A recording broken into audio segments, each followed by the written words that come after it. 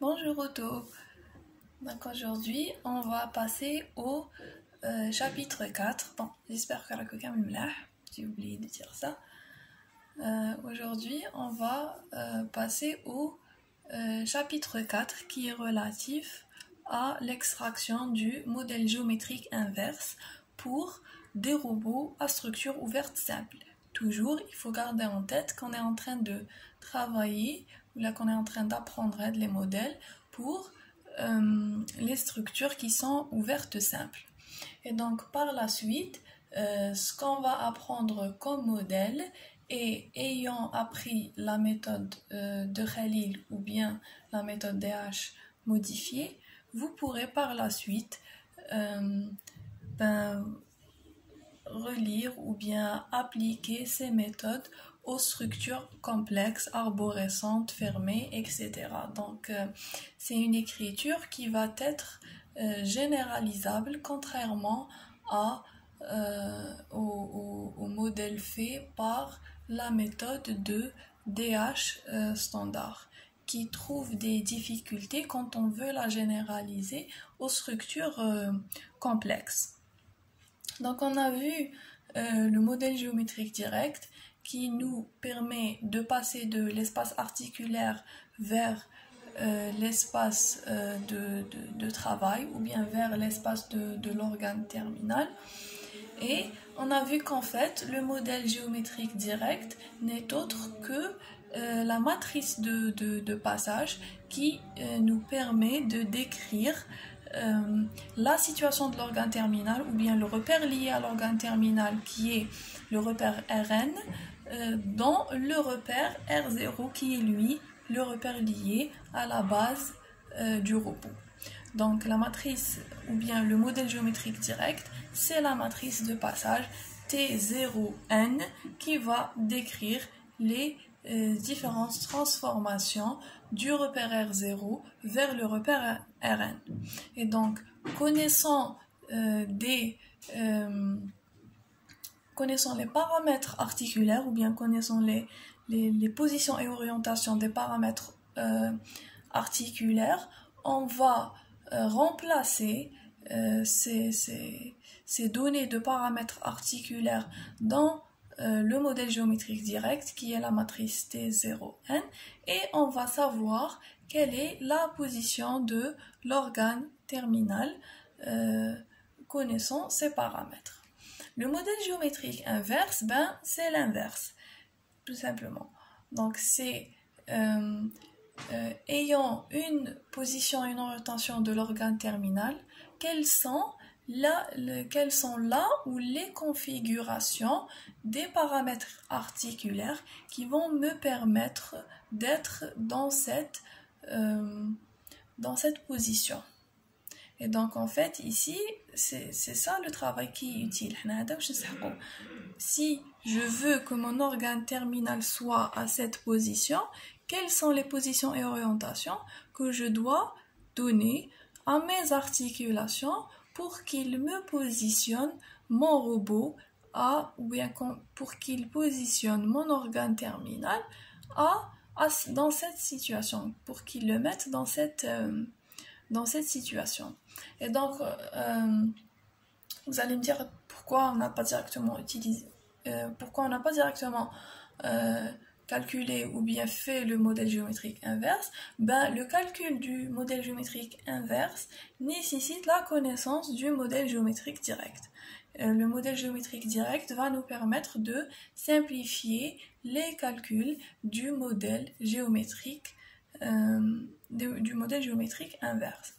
Et donc, même après, pour la génération de trajectoire, ou bien quand on veut faire une boucle de commande flux robot, on aura toujours besoin du modèle direct et du modèle inverse. Le retour, il est toujours fait par rapport au modèle direct. Et donc, quel que soit le modèle, que ce soit modèle géométrique, modèle cinématique ou modèle dynamique, pour les trois cas, on va devoir calculer le modèle direct qui va nous servir de simplification ou bien de base de simplification de calcul pour le modèle inverse qui, lui, est vraiment la partie utile qui me permet de faire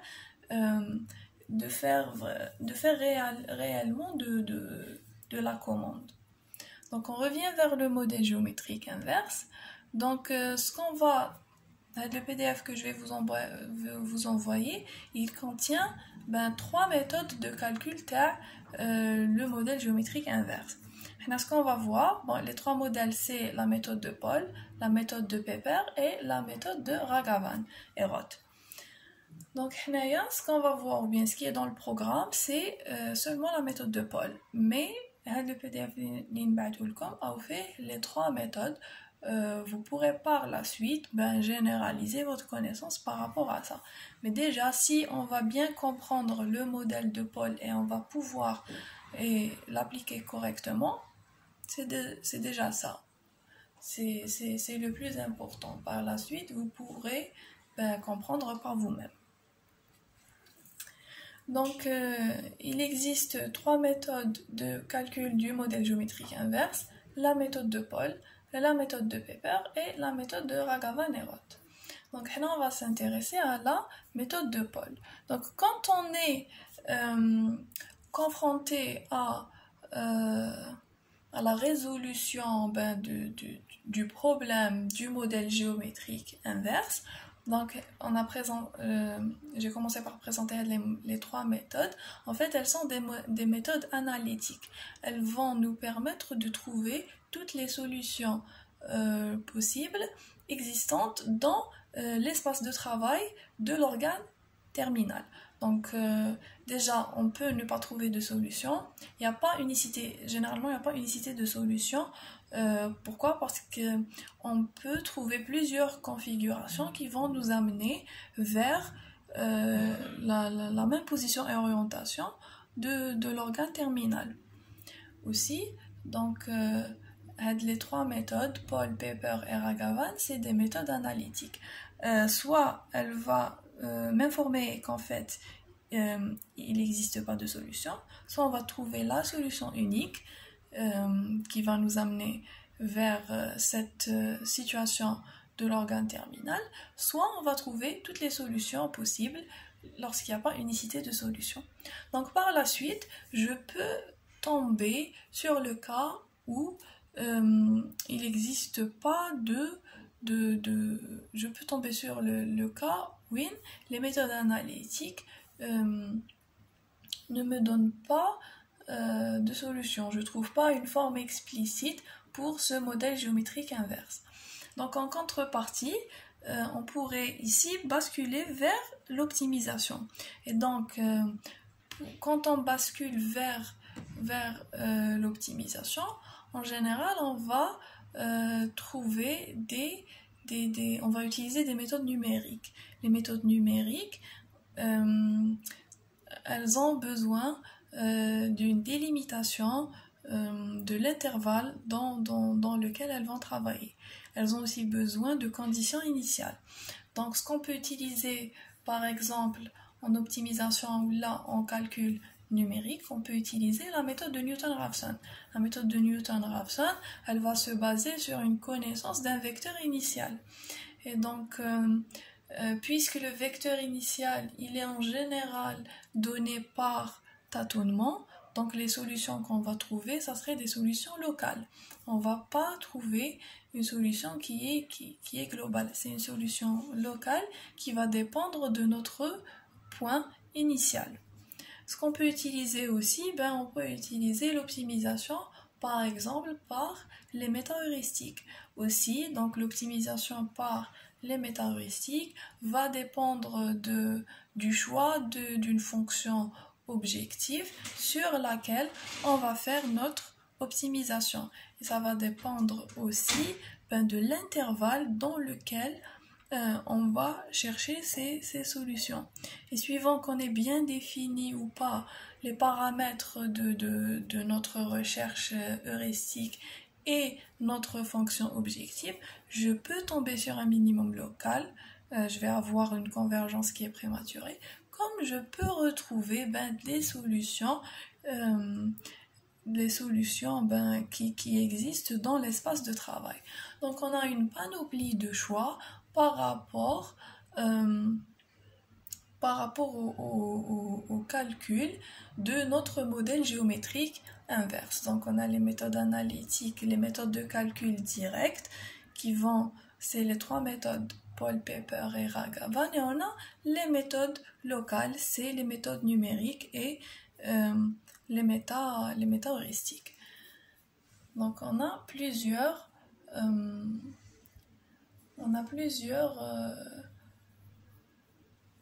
beaucoup de choix. Voilà, c'est ce que je voulais dire. Voilà. Donc on va positionner notre problème.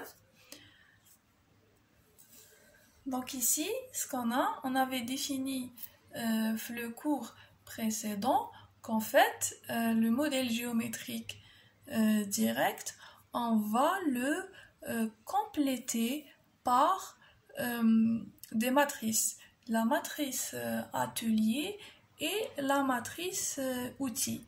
Donc la matrice Z et la matrice E, elles sont expliquées dans le cours ou bien dans le chapitre 3. Donc les deux matrices Hadoma, la matrice Z et la matrice E. Donc la matrice Z, elle va définir en fait le repère R0 du robot dans l'atelier. La matrice E, par contre, elle va définir le repère de l'outil par rapport au repère de l'organe terminal. Et donc les deux matrices vont s'ajouter l'une à gauche et l'autre à droite. Pourquoi? Parce que le repère, la matrice Z, ça définit le repère, c'est par rapport au passage RE0, ça veut dire la base du robot par rapport à l'atelier. Donc la base du robot par rapport à l'atelier, elle se trouve avant le modèle géométrique. Par la suite, on va multiplier par le modèle géométrique direct. Et enfin, le modèle géométrique direct, l'organe terminal, le corps de l'organe terminal. Donc on a vu que le corps de l'organe terminal et l'outil peuvent présenter une distance et une orientation qui est différentielle. C'est une petite distance et une petite orientation, mais si je ne le prends pas en compte, je pourrais avoir une propagation de l'erreur par rapport à une orientation par rapport à l'orientation et par rapport à la position. Et si je suis devant une tâche qui exige une haute précision, cette propagation de l'erreur va peut-être me sortir de l'intervalle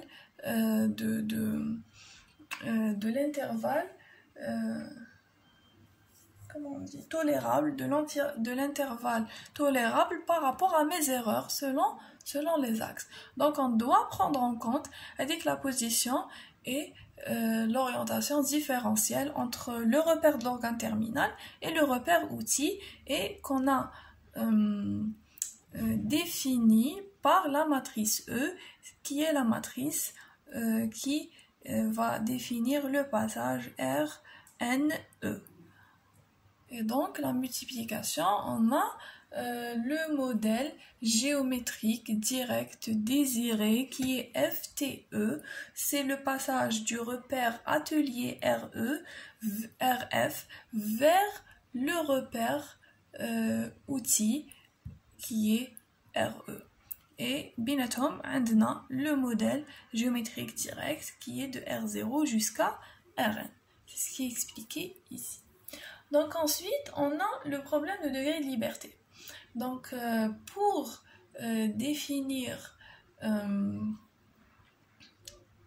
décrire d'une manière globale l'orientation et la position du repère lié à l'organe terminal, j'ai besoin de 6 degrés de liberté.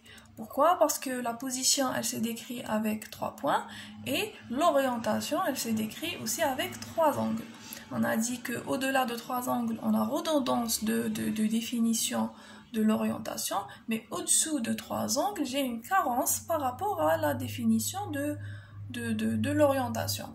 Et donc, position plus orientation, j'ai besoin de 6 degrés de liberté, ou bien j'ai besoin de 6 paramètres ou de 6 équations pour pouvoir définir d'une manière complète ma position et mon orientation. Donc lorsque on est dans un cas où on a plus de 6 équations, ça veut dire qu'on a plus de 6 repères ou bien qu'on a plus de 6 articulations dans notre robot. Plus de 6 articulations dans notre robot, je peux, grâce à 6 équations seulement, retrouver les positions ou bien retrouver les paramètres articulaires intermédiaires pour définir la position et l'orientation. Et donc par rapport à ça, je vais juste multiplier par l'inverse et retrouver l'équation qui est ici. Donc on va faire par la suite les développements. Je vais les écrire, mais ici c'est une partie simple, donc je vais pas écrire. Pour la méthode de Paul, je vais faire le développement sur papier.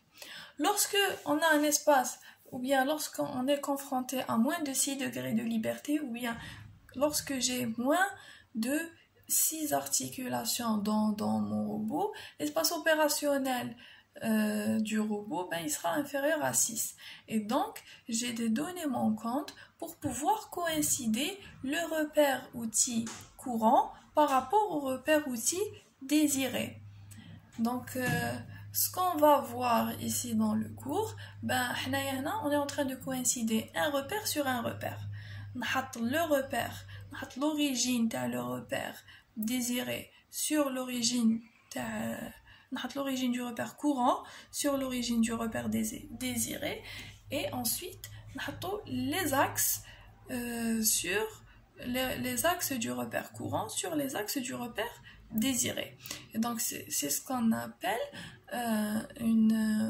on appelle ça une identification par repère. Je vais positionner mon repère courant sur le repère désiré, ayant connaissance des 6 degrés de liberté relatifs à la position de l'origine et à l'orientation des axes.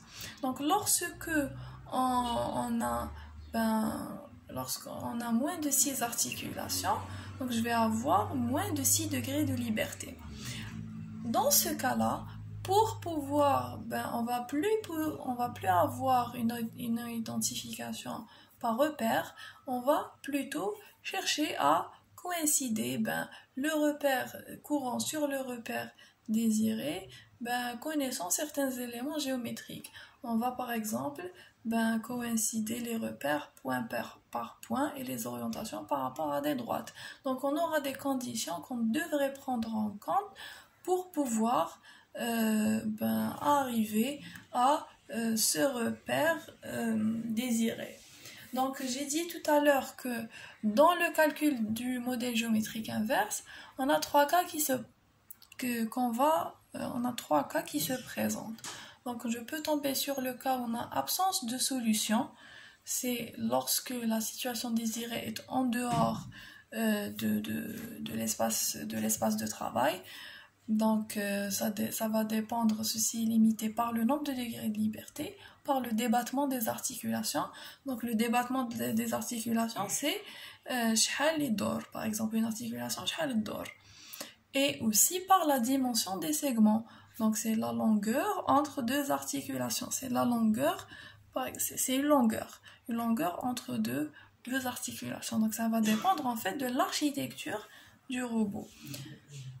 On peut aussi tomber sur le cas où on a une infinité de solutions. Donc l'infinité de solutions, ça veut dire que on a plusieurs configurations qui vont nous ramener vers cette tâche. Je peux aussi être dans une position singulière. Donc par la suite, je peux aussi être dans une configuration singulière. Et on a l'autre cas qui est la solution en nombre fini. C'est ce qu'on va en général retrouver par la méthode de Paul. Donc les solutions en nombre fini, on va dire en fait que lorsqu'on travaille avec un robot qui a toujours des solutions en nombre fini, on va appeler ce robot comme étant un robot résoluble. Donc un robot résoluble, c'est un robot où il est possible de calculer toutes les configurations permettant d'atteindre une situation donnée. Donc on lit qu'aujourd'hui tous les manipulateurs série ayant jusqu'à 6 degrés de liberté et qui ne sont pas redondants peuvent être considérés comme comme soluble. Donc après, vous avez quelques explications que vous pouvez lire ici par rapport à ça. Donc, on est en train de voir le modèle on va voir le calcul du modèle géométrique inverse par la méthode de Paul dans le cas des robots qui sont résolubles. Et on va voir comment je peux appliquer cette méthode pour calculer d'une manière complète les paramètres articulaires qui vont nous permettre d'atteindre une situation de l'organe terminal qui est imposée.